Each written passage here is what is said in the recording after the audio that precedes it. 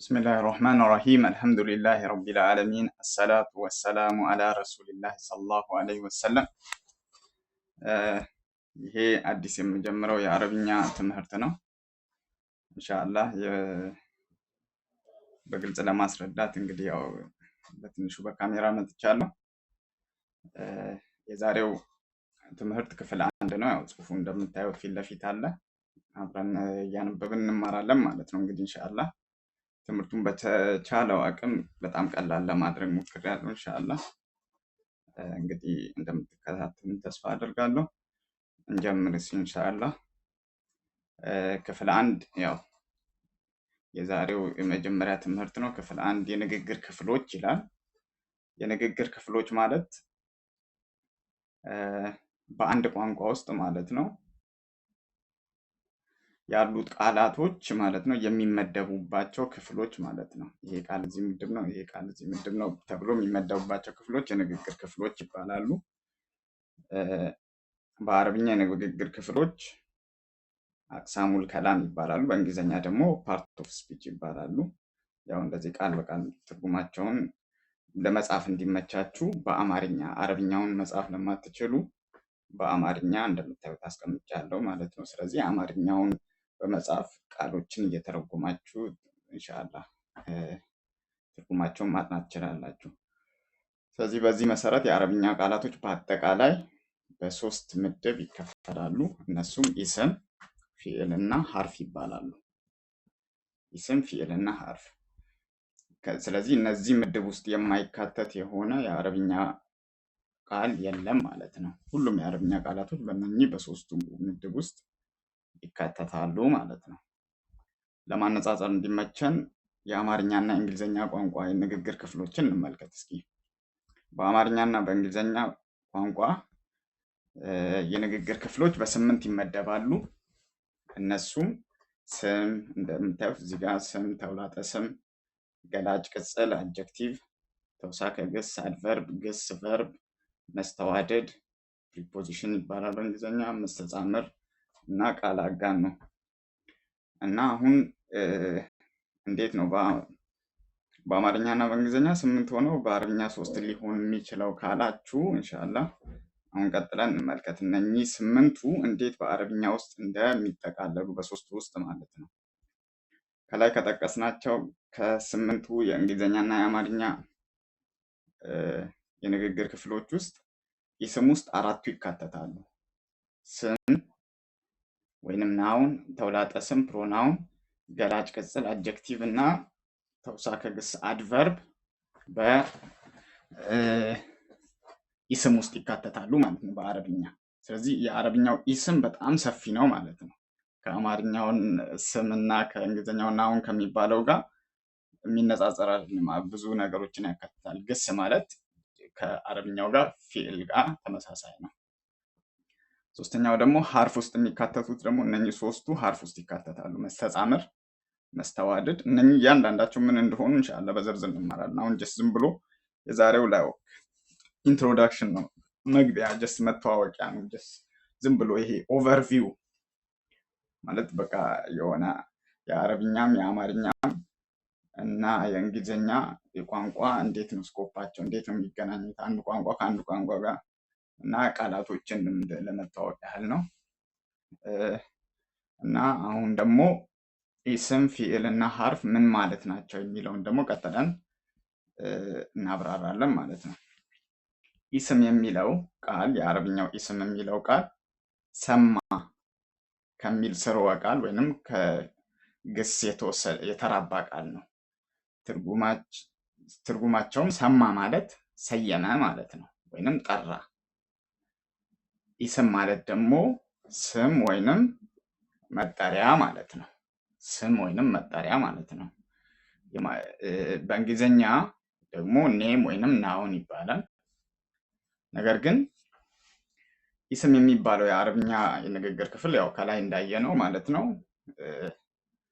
ከአማርኛው ስምና ናውን ከሚባለው ጋር የሚነጻጸር አይደለም ብዙ ሰፊ 4 የንግግር ክፍሎችን ያካትታል ማለት ነው ኢስም የሚባሉት ቃላት በአረብኛ ጊዜን የሚያሳዩ ምንም አይነት ምልክት የላቸውም።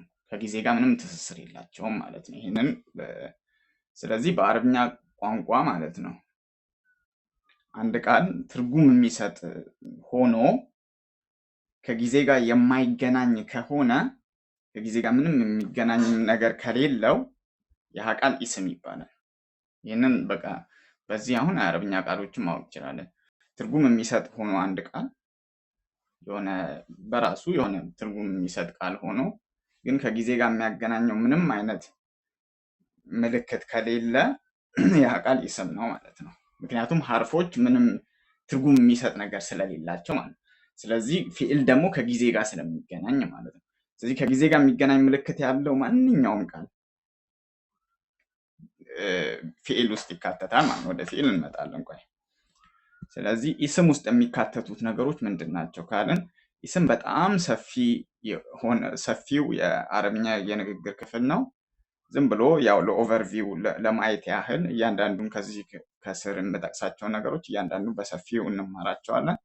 ግን ለዛሬው እንደ ኢንትሮዳክሽን ኢስም ውስጥ የሚካተቱት ምን ምንድን ናቸው ካልን ኢስሙ አልዓለም የሚባሉ አሉ፣ መጠሪያ ስሞች ላይክ አላህ፣ ሙሐመድ ሰለላሁ ዐለይሂ ወሰለም፣ ሙሳ አለይሂ ሰላም።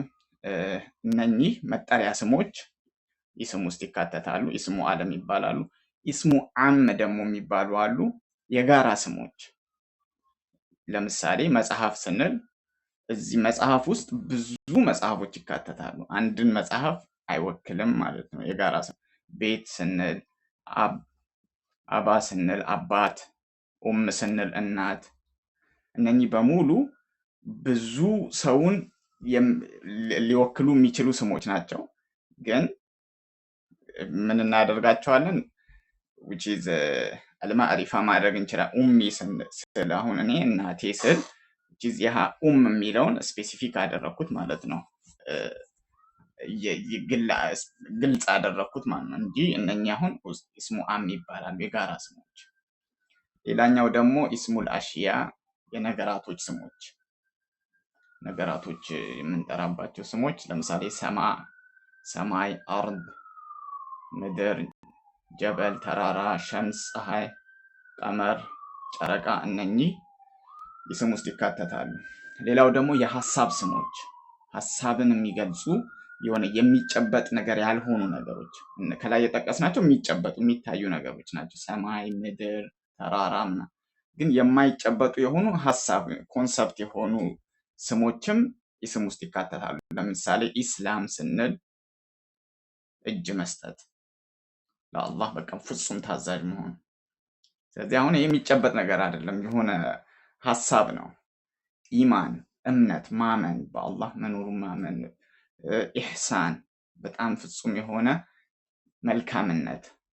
ተቅዋ አላህን መፍራት መጠንቀቅ። ሁዳ ሂዳያ መመራት፣ ጋይዳንስ ምሪት እና እነኚህ ነገሮች ኮንሰፕት፣ እነኚህም ኢስም ውስጥ ይካተታሉ። ሌላው ኢስም ውስጥ ደግሞ የሚካተቱት ተውላጠ ስሞች፣ ስምን ተክተው የሚመጡ እኔ፣ አንተ፣ እሱ፣ አንቺ ምናምን የሚባሉት። ምክንያቱም እነኚህ ስምን ስለሆነ ወክለው የሚመጡት፣ አካልን ሰውን ስለሆነ ወክለው የሚመጡት፣ ስለዚህ የሰው መጠሪያ ናቸው። የሰው ለምሳሌ እኔ ስሜ ፋሪስ ቢሆን እኔ የሚለው ተውላጠ ስም ማለት ነው እኔን ይወክላል። ስለዚህ እነኚህም ማለት ነው በአረብኛ እንትን ውስጥ በሰፊው እንመጣባቸዋለን በሌላ ክፍል አሁን ስለዚህ እኔ፣ አንተ፣ አንቺ፣ እሱ እነኚህ በመደብ የተከፈሉ ናቸው። ወደፊት እንመጣባቸዋለን። ለዛሬ ማስተዋወቅ። ሌላው ደግሞ ኢስም ውስጥ የሚካተቱት ኢስሙል ኢሻራ የሚባሉ ማመላከቻ፣ ኢሻራ፣ ይህ፣ ያቺ፣ ይሄ፣ እነዛ፣ ይሄ። ስለዚህ እነኚህም ቃላቶች የሚወክሉት ወይ የሆነ ሰውን ነው ወይንም የሆነ ነገርን ነው። ስለዚህ ያህ ደግሞ የሚወከለው አካል ደግሞ ኢስም ውስጥ የሚካተት አካል ነው። ይህ ስል ወይ ሰው ነው ወይ ነገር ነው። ያህ ነገር ማለት ነው ወይንም ያህ ሰው ምን ውስጥ ምንድን ነው? ኢስም ነው፣ ኢስም ውስጥ የሚካተት ነው። በአረብኛ ማንኛውም ነገር ግዑዝም ይሁን ህይወት ያለው ጾታ የሚኖረው አይኖረው የቋንቋ ጾታ አለው። በአረብኛ ማንኛውም ነገር ወይ አንተ ወይ አንቺ ተብሎ ይጠራል። ይሄ ቋንቋዊ ጾታ ነው እንጂ ይሄ የባዮሎጂካል የሆነ ጀንደር አይደለም። ይሄ የተፈጥሮ የሆነ ጾታ ሳይሆን የቋንቋ ጾታ አለው እንጂ ልክ እንግሊዝኛ ላይ ኒውትራል ጀንደር የሚባል ነገር አረብኛ ላይ የለም። ማለት ጾታ የሌለው ኢት ተብሎ አይጠቀም። ልክ በአማርኛም እቺ ፀሐይ ወይንም እቺ ሌሊት ይሄ ቀን ምን አይነት ነው እያልን ወይ በወንድ ወይ በሴት እንጠራቸዋለን። ማንኛውም አማርኛም ላይ ማንኛውም ነገር የቋንቋ ጾታ አለው ማለት ነው። ስለዚህ እነኚህ አሁን ይህ፣ ያ፣ ያቺ ምናምን እያልን የምንሰይምባቸው ነገሮችን ስለሆነ የሚያመለክቱት እነኛ ነገሮች ደግሞ በኢስም ውስጥ የሚካተቱ ስለሆነ፣ ሌላው ደግሞ ኢስም ውስጥ የሚካተቱት ኢስሙ መውሱል የሚባሉ አሉ። እነኚህ ደግሞ አንጻራዊ ተውላጠ ስሞች አለዚህ የሆነ ሰው ዲስክራይብ ለማድረግ ያ እንትን ያለው ለምሳሌ አለዚህን አላህ ሱብሓነሁ ወተዓላ ቁርአን ውስጥ በጣም ይጠቀመዋል ራሱን ለመጥራት። ሁወለዚ እሱ እኮ ነው አላህ ያ አለዚ ኸለቀ ሁወለዚ ጀዐለ ለኩም ሁወለዚ ኸለቀኩም እሱን የፈጠራችሁ እሱ ነው። ሁወለዚ አንዘለ ሚነ ሰማ እያለ አለዚ ያ እንደዚህ ያደረገው አለዚነ እነዚያ አለዚነ አመኑ ወአሚሉ ሷሊሃት እነዚያ ያመኑና መልካም የሰሩ እያለ የሆኑ ግሩፕ ሰዎችን ይጠቅስበታል ማለት ነው።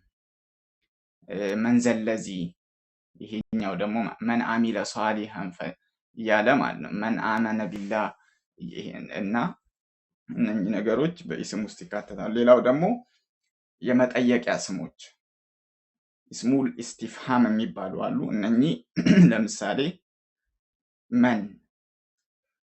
መን ሁወ እንደዚህ፣ መን ሁወ ቃኢሉ፣ መን ሁወ እንደዚህ፣ አይነ፣ ማ ምንድን፣ መታ መቼ፣ ከይፈ እንዴት፣ እነኚህ ኢስም ውስጥ ይካተታሉ። ሌላው ደግሞ ኢስም ውስጥ የሚካተቱት ደግሞ አሲፋት ናቸው። አጀክቲቮች ማነው ገላጭ ቅጽሎች። አዚም ለምሳሌ አላህ ሱብሓነሁ ወተዓላ ስሞች አስማኡላህ አስማ እና ወሲፋት ናቸው። የአላህን ስሞችና ሲፋዎች ናቸው። እነኚህ የአላህ ስሞች የአላህን ሲፋዎች ባህሪዎች የሚገልጹ ናቸው፣ ገላጮች ናቸው።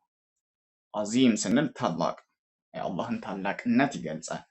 ሐኪም ጥበበኛ፣ ራሂም አዛኝ፣ አሊም ቀዲር እነኚህ ኢስም ውስጥ የሚካተቱ ናቸው። ግን ሲፋ የሆነ የሚወክሉት የሆነ የሚገልጹት የሆነ ባህሪ አለ ማለት ነው። ሌላው ኢስም ውስጥ የሚካተቱት ደግሞ ዙሩፍ ይባላሉ። እነኚህ ደግሞ አድቨርብ ይባላሉ በአረብኛ ወይም ተውሳከ ግሶች። እነኚህ ተውሳከ ግሶች ምንድነው? መቼና የት ቦታና ጊዜን የሚጠይቁ ጥያቄዎችን የምንመልስባቸው ነው። ለምሳሌ ቀብል ከዚህ በፊት፣ ከዚያ በኋላ፣ ከሰዓት በኋላ፣ ከሰዓት በፊት፣ አማም ከፊት ለፊት ወይ እነኛ አሁን ጊዜን እንትን ለማለት የምንጠቀምባቸው ነው። ቦታን ደግሞ አማም ከፊት ለፊት፣ ኸልፈኩም ፈውቀኩም ወሁወል ቃሂሩ ፈውቀ ኢባዲ አላህ እሱ አሸናፊ ነው ከባሮቹ በላይ ነው። ስለዚህ እነኚህ ዙሩፍ ይባላሉ፣ እንመጣባቸዋለን። ግን ኢስም ውስጥ የሚካተቱ ናቸው ማለት ነው። ስለዚህ ኢስም በጣም ሰፊ ነው ማለት ነው። አሁን ወደ ፊዕል እንመጣለን። ሁለተኛው ፊዕል ነው። ፊዕል የሚለው ቃል ፈዓለ ከሚል ስርወ ቃል የመጣ ነው። ትርጉማቸውም ፈዓለ ማለት ሰራ ማለት ነው፣ ወይንም አደረገ፣ የሆነ ድርጊትን ሰራ ማለት። ስለዚህ ፊዕል ከሱ ስለሆነ የተራባው ፊዕል ስሙ ነው ማለት ነው። ድርጊት ወይንም ስራ ማለት ነው። በአማርኛ ቋንቋ ፊዕል ስንተረጉመው በአማርኛ ቋንቋ ሰዋሰው ፊዕል ማለት ግስ ይባላል። በእንግሊዝኛ ደግሞ ፊዕል ማለት ቨርብ ነው፣ ቨርብ ይባላል። ስለዚህ በዚህ ማብራሪያ መሰረት ፊዕል የሚባሉት ቃላቶች በአጠቃላይ ድርጊትን የምንገልጽባቸው ቃላቶች ናቸው። የሆነ አክሽንን ተግባርን የምንገልጽባቸው ስለዚህ ተግባርን የምንገልጽባቸው ቃላቶች ስለሆኑ ያህ ተግባር ደግሞ የሚደረግበት ወቅት ስፔሲፊክ የሆነ ጊዜ ስላለ ከጊዜ ጋር የተያያዙ ናቸው ማለት ነው። ስለዚህ ከጊዜ ጋር የተያያዙ ማንኛውም የአረብኛ ቃላቶች ፊዕል ውስጥ ይገባሉ ማለት ነው። ኢስም ካስተዋላችሁ ቅድም ማለት ነው ኢስም ከጊዜ ጋር ምንም የሚያገናኛቸው ነገር የለም። ስለዚህ ከጊዜ ጋር ምንም የሚያገናኘው ነገር የሌለ ቃል ኢስም ውስጥ ነው። ከጊዜ ጋር የሚገናኙ ቃሎች በአጠቃላይ ደግሞ ፊዕል ናቸው። ለምሳሌ አከለ በላ ይኤት። ስለዚህ አሁን አከለ ኦሬዲ በልቶ ጨርሷል ማለት ነው። ስለዚህ ይሄ ተግባር ከአሁን ከሚነገርበት ጊዜ ቀድሞ የተደረገ ነው ማለት ነው። የሆነ ጊዜ ላይ ሸሪበ ጠጣች፣ ይህም ኦሬዲ ተግባሩ አልቋል ማለት ነው። ስለዚህ አሁን ከሚነገርበት ጊዜ ቀድሞ የሆነ ነው። ጃአ መጣ፣ ይህም ፓስት ነው። ጃአት መጣች፣ ይህም ኦሬዲ ደርሳ ሆኗል። አሁን በሚነገርበት ሰዓት ላይ ተግባሩ ኦሬዲ ተፈጽሟል። አምስተኛ ሰየዝሀቡ ይሄዳሉ፣ ዘይ ዊል ጎ which is አሁን በሚነገርበት ሰዓት ላይ ተግባሩ አልተፈጸመም። ስለዚህ ወደፊት ነው የሚሆነው ማለት ነው። ስለዚህ እንደምታዩ ኢስሞች ፊዕሎች ከጊዜ ጋር የተገናኙ የክቱቡነ ይጽፋሉ which is አሁን ላይ ማለት ነው። ነዕቡዱ እናመልካለን ወይንም ኮንቲኒየስ የሚሆንም ተግባር በቀጣይነት ያለው ተግባር በፊዕል ውስጥ ይካተታል ማለት ነው። ይቅርታ። ሶስተኛው ደግሞ ሀርፍ ነው። ሀርፍ የሚባሉት ቃላቶች በራሳቸው ምንም አይነት ትርጉም የላቸውም። ስለዚህ ትርጉም የሚሰጡት ከኢስምና ከፊዕል ጋር ሲገናኙ ነው። ወይ ከኢስም ጋር ወይ ከፊዕል ጋር ወይም ከኢስምም ከፊዕልም ጋር ሲገናኙ ነው። ለምሳሌ የሀርፍ ምሳሌዎች ቢ፣ በአረብኛ አሁን ቢ የሚለው ቃል ሀርፍ ነው። በእንግሊዝኛ ስንተረጉሞ ዊዝ ወይንም ኢን የሆነ፣ ወደ አማርኛ ስንተረጉሞ በ ነው። ቢ በ ነው። ሊ ወደ እንግሊዝኛ ስተረጉም ፎር ወይንም ቱ ይሆናል። ወደ አማርኛ ስተረጉሞ ሊ ለ ነው። በምሳሌ እናያቸዋለን። ፊ ማለት ውስጥ ማለት ነው በአማርኛ፣ በእንግሊዝኛ ኢን ማለት ነው። ሚን ማለት ፍሮም ማለት ነው በእንግሊዝኛ፣ በአማርኛ ከ፣ ኢላ ወደ፣ አላ ላይ ማለት ነው። ስለዚህ አሁን እነኚህ በአማርኛ ብታያቸው በለ፣ ከ፣ ወደ፣ ላይ እነኚህ ትርጉም አይሰጡም። ስለዚህ እነኚህ ናቸው ፊዕል ሀርፍ የሚባሉ። ስለዚህ ሀርፍ የሚባሉ ቃላቶች ምንም ትርጉም አይሰጡም ማለት ነው። ስለዚህ ትርጉም ስለማይሰጡ ትርጉም የሚሰጡት ከኢስምና ከፊዕል ጋር ሲቃጠሉ ነው። በምሳሌ እናያቸው። ሀርፎችን በምሳሌ ማየት ያስፈልጋል። ለምሳሌ ቢ በማለት ነው። የዚህ ምሳሌ ሱረቱል ፋቲሃ አንደኛው አያ ቢስሚላህ አያችሁት? አሁን ኢስም የሚል አለ።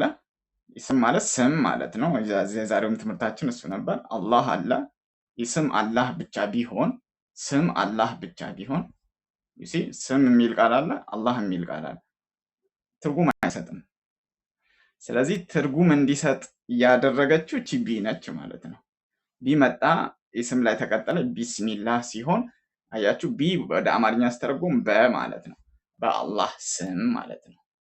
በአላህ ስም የማደርገውን ነገር አደርጋለሁ ማለት ነው። ለማንኛውም ተግባራችሁ ረሱል ሰለላሁ ዐለይሂ ወሰለም ቢስሚላህ ብላችሁ ጀምሩ ብለውናል።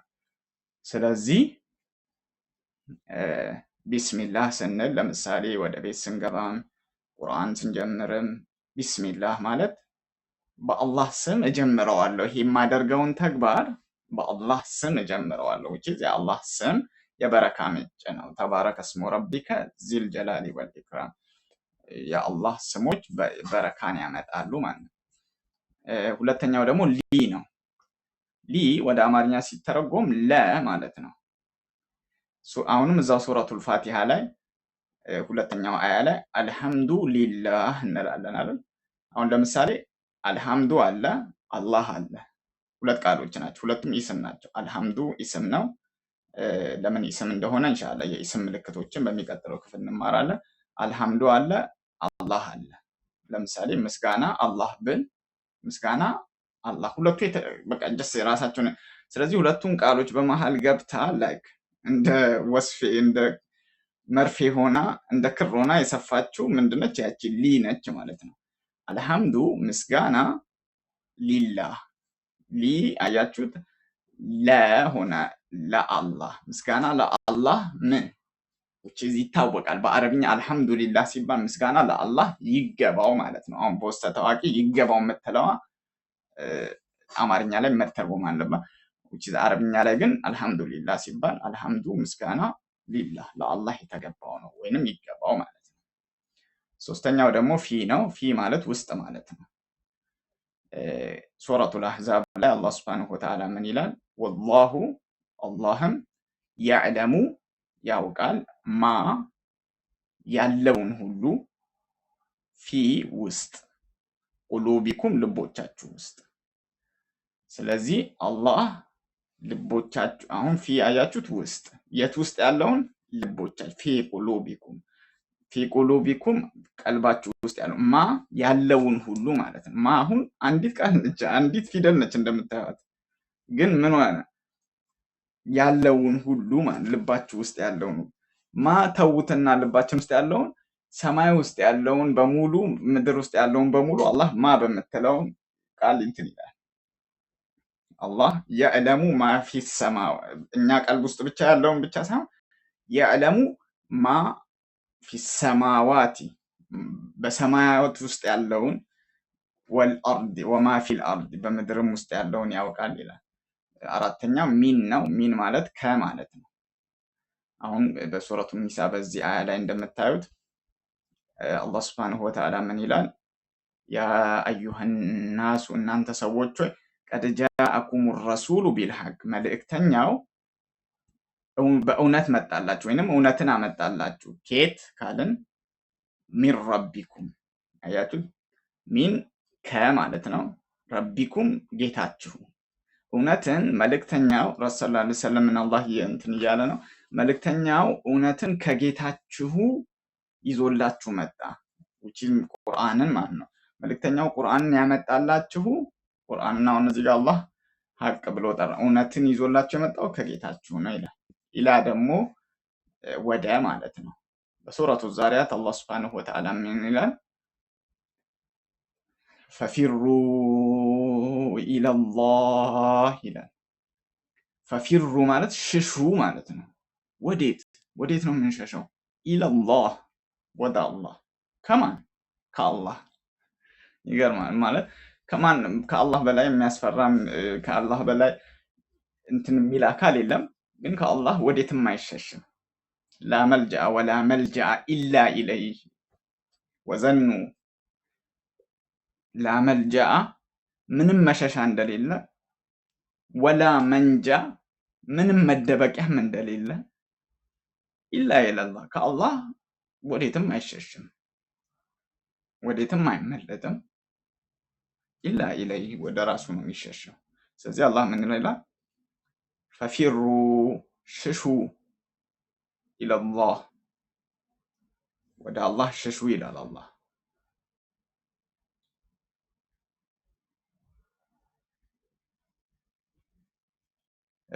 ስድስተኛው ደግሞ አላ ነው። አላ ማለት ላይ ማለት ነው። በሱረቱ ዩኑስ ማለት ነው አላህ ሱብሓነሁ ወተዓላ የሙሳ ዓለይሂ ሰላም ህዝቦች ያሉትን ሲናገር ፈቃሉ አሉ ይላል። አለላሂ አላ ላይ አላህ በአላህ ላይ ተወከልና በአላህ ላይ ተወከልን አሉ ይላል። ሙሳ ዓለይሂ ሰላም እንግዲህ በአላህ ላይ ተወከሉ። ሙስሊሞች ከሆናችሁ ኢማን ካላችሁ በቃ በአላህ ላይ ተመኩ፣ በአላህ ላይ በቃ ተመኩ። አላህ አይተወንም፣ አላህ ይረዳናል፣ አላህ ያግዘናል ብላችሁ በአላህ ላይ ተመኩ ብሎ ሲላቸው ከዛ ምን አሉ እነሱ? ፈቃሉ አሉም አለ አላህ አለላህ ተወከልና በአላህ ላይ ተወከልን። ረበና ላ ተጅዐልና ፊትነተን ሊለዚነ ሊዛሊሚን ለነኛ ለበዳዮች ማለት ነው መፈተኛ አታድርገን አሉ ይላል። ይሄ የዛሬው ክፍል 1 ትምህርት ነው። ኢንሻአላህ በክፍል 2 መለሳለሁ። ሀሳብ አስተያየት ካላችሁ ኢንሻአላህ እቀበላለሁ። የዛሬው ትምህርት ይሄን ይመስላል። አላህ እኔንም እናንተንም በቁርአን ይባርከን። ሰላም አለይኩም።